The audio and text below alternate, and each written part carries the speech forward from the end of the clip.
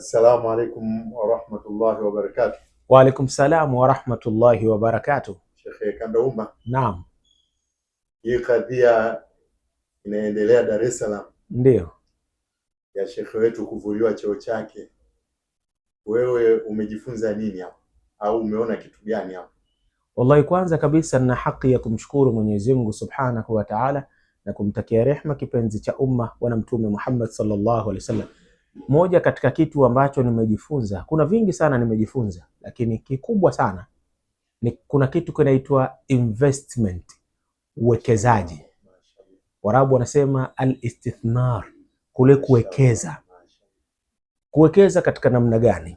Kuwekeza katika jamii yako husika, kwa maana ulichokiwekeza ndicho ambacho utakachokiona, kwa sababu cheo, nafasi huwa vinakuja na vinaondoka, lakini ulichokiwekeza huwa hakiondoki abadani mpaka kiyama, na utaondoka nacho, na hata ukifa kitaendelea kukutaja na kitaendelea kuonyesha athari yako. Kwa nini? Mwenyezi Mungu Subhanahu wa Ta'ala ametufanya kuwa sisi ni umma bora. Kuntum khaira umma ukhrijat linnas ta'muruna bil ma'ruf wa tanhauna 'anil munkar. Tumekuwa umma bora kwa sababu ya kuamrishana mema na kukatazana mabaya. Ikiwa sasa shekhe kazi yake ndio ilikuwa kuamrisha watu mema na kuwakataza mabaya, manake hata wale ambao wasiokuwa na akili timamu ya mfumo walikuwa wakimuelewa. Maana kwa nukta hiyo shekhe alifanya uwekezaji wa hali ya juu sana, ndio maana leo inaonekana. Na moja katika nukta nyingine ya pili ni tabia zake ambazo zilizokuwa zenye kupendeza za kuchangamana na watu, na ndiyo maana Mtume Muhammad sallallahu alaihi wasallam anasema wa khaliqin nas bi khuluqin hasanin, ishi na watu kwa tabia na mwenendo uliokuwa mzuri. Kwa lugha nyepesi, maana yake changamana na kila mtu, ishi na kila mtu, awe msanii unaishi naye, awe sijui mwigizaji unaishi naye, awe mlevi unaishi naye, awe sijui ana akili, watu wote unaishi nao. Kwa maana hiyo shekhe alilitengeneza hili, na ndiyo maana linaonekana. Mimi walillahi alhamdu ameniongezea na kunipa faida kubwa sana katika hiyo. Nikwambie ndugu yangu, moja katika wale ambao mimi wanaonikumbuka na kutazama moja katika kazi yangu hii ya kulingania watu, mimi nilikuwa nikienda uwanjani maskani, ambapo hapo vijana wanatumia vitu vyao vile vyao, lakini walipokuwa wakiniona tu wanajua kwamba bwana mkubwa kaingia, nitawekewa sehemu nitakaa nao, na kama kuna maswali watakuja wataniuliza, na kama kuna nini, yani hivyo. Na alhamdulillah, na wimbi la vijana wengi nimewaozesha katika sehemu hiyo, lakini kuna vijana wengi ilifikia wakati hawataki kufanya jambo lolote isipokuwa kwambia bwana mpaka aje shehe wetu Sheikh Kandauma. Mpaka kuna mmoja amenistaajabisha juzi, anambia bwana wewe unatakiwa ulinganiwe kidogo wale watu, akamwambia sisi hapa shehe wetu aje Mkandauma. Kwa nini? Maana yake unaishi na watu vile. Ndio hivyo hivyo hata kwa shekhe unaliona hilo. Maana yake watu wanasema bwana shekhe wetu ndio shekhe huyo. Tengeneza utaratibu uliokuwa mzuri, utafanikiwa. Mimi nimejifunza kupitia hayo ambayo Allah Subhanahu wa Ta'ala ameniwafikia.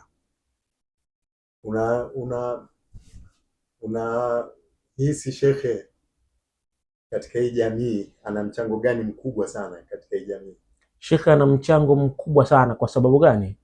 Moja ya mchango ambao shekhe ameuonyesha, shekhe hakuwa na sio mwenye dharau, sio mwenye kujikweza, yani ni mtu simple. Na ushekhe ndio hivyo, ushekhe utakiwi kutanua makwapa, yani ushekhe we kazi yako kuishi na jamii yako, na jamii ndio itakuonyesha kwamba huyu shekhe au sio shekhe. Maana leo jamii inaonyesha kwamba huyu kweli shekhe.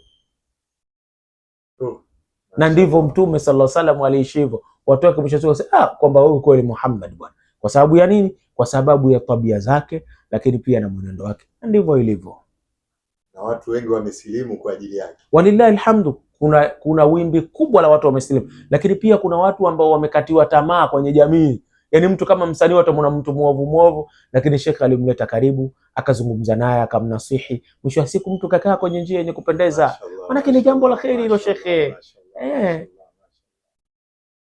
Kwa hiyo unaona kuna kitu gani kitapungua kwake baada ya kutolewa katika cheo chake kile? Hakuna kitu kitakachopungua shekhe.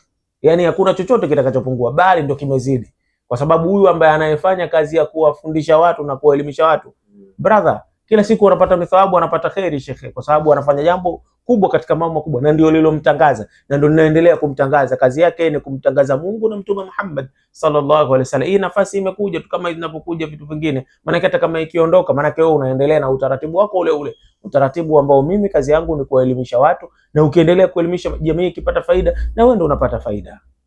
Amesikika bwana mmoja akisema Sheikh Walid ni mkubwa kuliko hata iko cheo cha ushehe wa mkoa. Wewe unalionaje hili? Ni kweli? Kimsingi ukizungumzia ukubwa kwa namna ipi? Kwa sababu ukubwa una sampuli nyingi. Ukubwa kwa maana ukubwa katika umri, kwa sababu ukizungumzia ukubwa kiumri maana yake Walid ni mkubwa na miaka 60, lakini pia ukizungumza ukubwa katika kiilmu, Walid ana maarifa makubwa sana. Wallahi Sheikh Walid ana maarifa makubwa sana.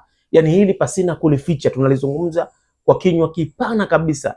Yani Sheikh Walid wallahi ukiachia tu, lakini ana maarifa makubwa na Mwenyezi Mungu amempa hicho, ni kipawa Mungu amempa.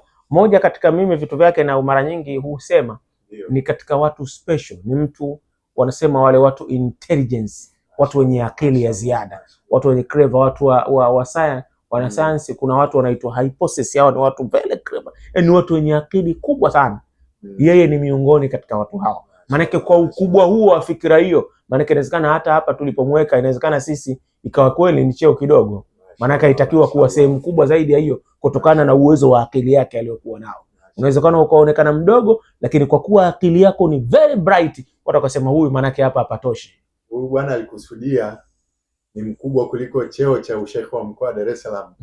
Kwa maana huyu bwana alikuwa akifuatiliwa na watu dunia nzima. Asante, mashallah. Manake pia nao pia ni ukubwa, manake vile alivyokuwa anasomesha na kazi yenyewe ya kufanya kusomesha kaanza muda mrefu. Yani manake watu washamjua mtoka wakati huo, manake na maana huo nao pia ni ukubwa, manake ushakuwa unajulikana dunia nzima. Sasa kwa hiyo alikuwa ananufaika watu wengi sana, na wanaendelea kunufaika dunia nzima shekhi. Kuna watu wapo Canada, kuna watu wako Uingereza, kuna watu wako Marekani wanafaidika. Shekhi. Kwa hiyo unahisi kitu gani kilifikia huyu binti akaamua kumdhalilisha kiasi hiki? Wallahi kwa hakika mimi nipate kusema kuhusiana na maneno ya Mustafa alayhi salatu wassalam. Mtume anasema ittaqu dunya wattaqu nisa.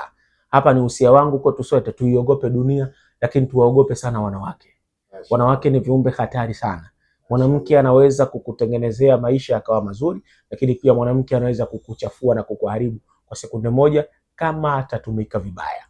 Mwanamke ni bidhaa adimu sana, ikitumika vizuri ina faida kubwa sana, lakini ikitumika vibaya maana yake inaleta athari kubwa sana na inachafua kupita maelezo. Na ndio maana nikwambie na nikukumbushe ya kuwa lau kama ingetazamika uzuri katika jicho la tatu katika kulitazama jambo, ndio manake ukirudi ndani ya Al-Qur'ani Al-Karim, Nabii Allah Yusuf na mama Zulekha, ndio bila Mwenyezi Mungu kutia busara zake na hikma zake na izza yake na miujiza yake, manake Yusuf ni mwanadamu, kwa sababu Allah anatuambia wa khuliqal insanu dha'ifa, amemuumba mwanadamu akiwa dhaifu, lakini Allah akaweka nguvu yake, akaweka izza kutunza heshima na hadhi ya huyu ni nabii wake, huyu ni mtume wake. Akidhalilika huyu maana yake wamedhalilika watu wote. Kwa hiyo Zulekha akawa amebadilika, akawa katika jiumbile la kishaitani, maana yake mwanamke akiwa shaitani mwenyewe anakaa pembeni, kwa sababu hawa ni hatari sana katika mambo, inna kaida kunna adhim. Lakini vitimbi vya shaitani dhaif kana dhaifa, maana yake vitimbi vya mwanamke ni vikubwa sana. Kwa namna hiyo sana, muktadha huo, maana yake tunamtazama ya kuwa mwanamke huyu katika kutumika vibaya atambue ya kuwa ipo siku atakuja kuulizwa, lakini pia wanawake watambue watakuja kuulizwa, kwa sababu leo hii wanatumika katika mambo mengi mabaya, na kuna watu wako nyuma yao wanawapeleka tu, wanawachochea. Amini ya kuwa ipo siku utaondoka na utakwenda kuulizwa, kwa nini ulipoteza hadhi na heshima ya mtu? Kwa nini usikae chini ukafanya tafakuri? Kwa nini usiwe na subra? Kwa nini usitengeneze hikma na busara katika kulijenga jambo likakaa katika mfumo wenye kupendeza? Kwa sababu huyu ni binadamu na wewe ni binadamu. Tunza heshima ya mwanadamu mwenzio na wewe utatunziwa heshima yako.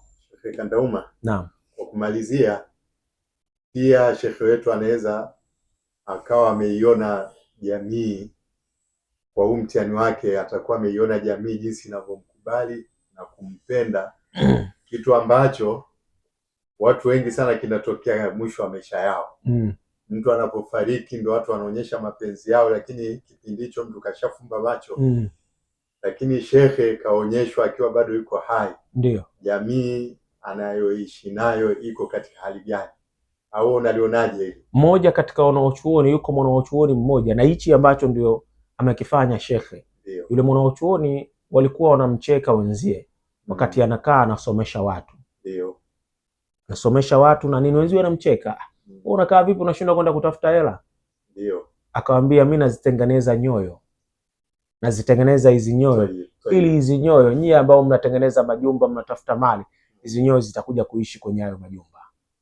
Sheikh Walidi ametengeneza nyoyo za watu. Ndio maana leo watu wanakaa kwenye majumba, ndio maana watu leo wanaudhihirisha kwamba huyu alikuwa ni mlezi wetu katika malezi ya nafsi na maisha yetu. Kwa maana yake umethibitisha kile ambacho ulichokifanya ukiwa hai, umekiona. Maana yake kashuhudia kwamba kumbe kile ninachokifanya wallahi leo hichi hapa kina impact kubwa sana kwenye jamii. Hata nikiondoka, maana yake ya Rabbi nashuhudia kuwa nimefanya, ya Rabbi nilipokosea kama mwanadamu nisamehe. Mashaallah, jazakallahu khaira. Amina insha Allah. Shukrani. Asante sana. Asante. Barakallah.